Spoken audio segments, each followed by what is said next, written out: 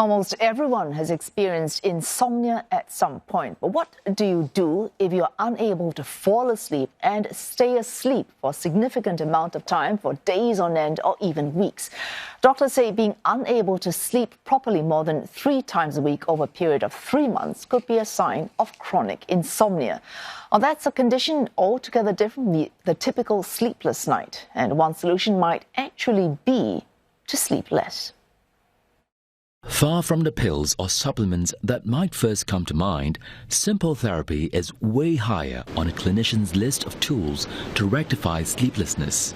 They apply what's called cognitive behavioral therapy for insomnia. CBTI is set to address the root causes of why we can't sleep, and it all has to do with restricting the time we spend in the land of Nod. We compress your sleep into the actual amount of time that you're sleeping. So this could be 6 hours or 7 hours, and we try to limit the time and opportunity for sleep to just that time. And we also fix the timing of the sleep. So we fix the schedule to be more in sync with your body clock and the demands of your life. Because you're only given that shorter opportunity to sleep, you tend to have a more compressed and better quality sleep within that shorter time. So it's almost like breaking your sleep and then fixing it back again. Reducing sleep time may sound counterintuitive, but trying to get more sleep when it is already elusive makes insomnia worse. You do whatever you can to get more sleep, right? So we start to go to bed a bit earlier. We start to lie in bed longer. We try to catch more sleep. And this actually then leads to sometimes more frustration, because if you're trying to go to bed earlier than actually where your body clock would normally make you sleepy, so all the kind of pleasant feelings that you used to have when you weren't really struggling or thinking about sleep are replaced by these negative feelings, frustration, anxiety. That's because that negative kind of link has been formed, that the bed is no longer a pleasant place. It's quite a frustrating, tense, anxious place. That negative association can be broken by conditioning yourself to see the bed as an inviting place for sleep. Doctors use what's called stimulus control, a set of protocols that trains your mind and body to understand that going to bed means going to sleep. It limits the time you spend awake in bed and associates it only with rest. In essence, relearning how to sleep. To help break the cycle of insomnia, remove all distractions. And if you're tossing and turning, get up and find something else to do until you feel sleepy again.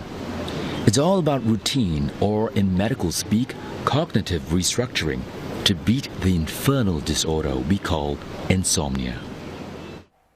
And more, we speak to Dr. Margaret Blattner from Boston, Massachusetts. She's a clinical instructor in neurology at the Beth Deaconess Medical Center.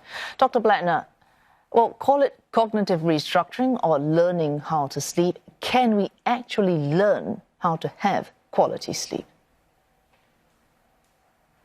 Absolutely. It's possible to improve sleep quality for everyone. And I think when thinking about how to improve insomnia, it's healthy to have, it's important to have an idea of how healthy sleep works. So healthy sleep itself is not just shutting off the brain. It's not an off switch. It requires engagement of complex neurophysiology, multiple neurotransmitter systems, and it's actually a very active process for the brain itself.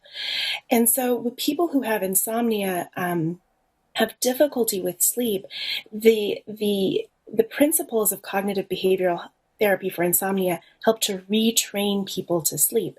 And this requires alignment of 2 physiologic processes that are connected in many ways. The first of these processes is the circadian rhythm, or the intrinsic rhythm that everyone has of activity and rest throughout the day. And the second process is the sleep drive. And this is the idea that the longer a person is awake, the more sleepy they become. And so by aligning the circadian rhythm or an internal or intrinsic preference for sleep time with the sleep drive, people can improve their sleep quality.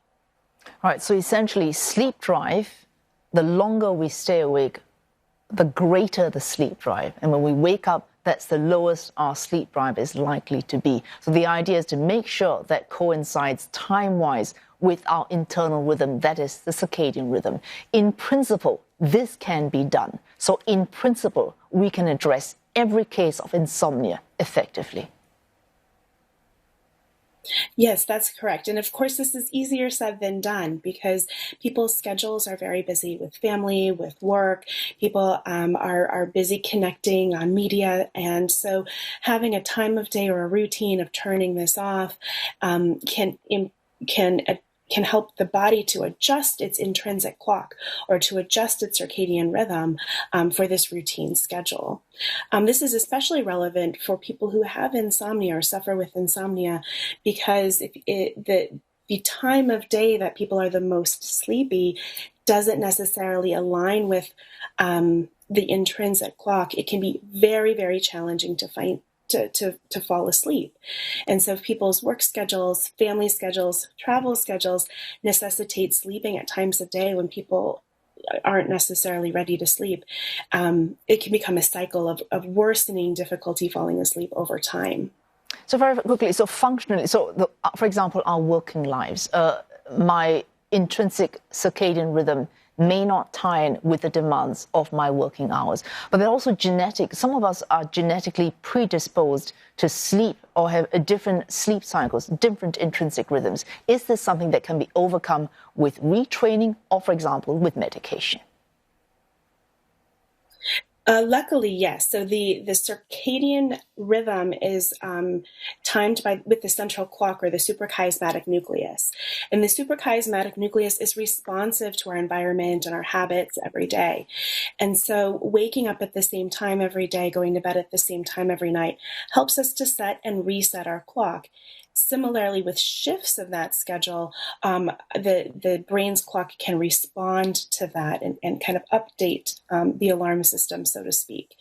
So typically, the circadian rhythm is dictated by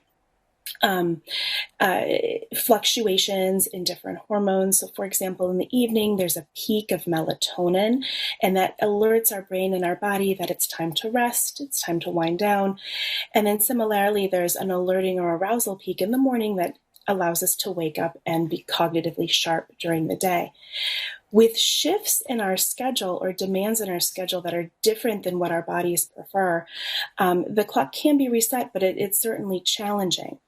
So, for example, somebody who is a little bit of a night owl is not necessarily ready to sleep when they need to fall asleep in order to get sufficient sleep for their day. It can be very difficult to fall asleep. People spend prolonged time in bed at the beginning of the night. And so bright light exposure in the morning can help to reset the suprachiasmatic nucleus and push that preferred time back. But as you say, this is certainly related to genetics, habits over time, and it can be very challenging to shift your intrinsic schedule to allow for falling asleep.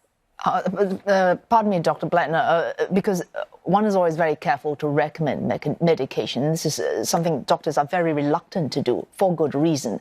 However, it can help. So, for example, early in the package, you're talking about negative associations. So medicine can, in the very short term, if controlled, manage this leap in forcing an alignment between our internal rhythms and our sleep drives very quickly. Yeah, and I think in principle, the healthiest sleep is sleep that's achieved at optimal time without the need for medications. That said, sleep is so essential for cognitive and daytime performance that if there are, if medication is used temporarily, it can help to reset habits, establish good routines, and can be, tapered off in the long term, not necessarily continued lifelong. The concern is when the medication actually becomes itself a sleep onset association. I cannot fall asleep without this, rather than reinforcing healthy sleep behaviors and falling asleep without the need of medications. So cognitive behavioral therapy is beneficial because it doesn't have side effects. It works better, longer than most of the medications that are available. And thanks so much for explaining a complex issue to us. Dr. Margaret Blattner from the Beth Israel Deaconess Medical Center speaking to us live from Boston, Massachusetts.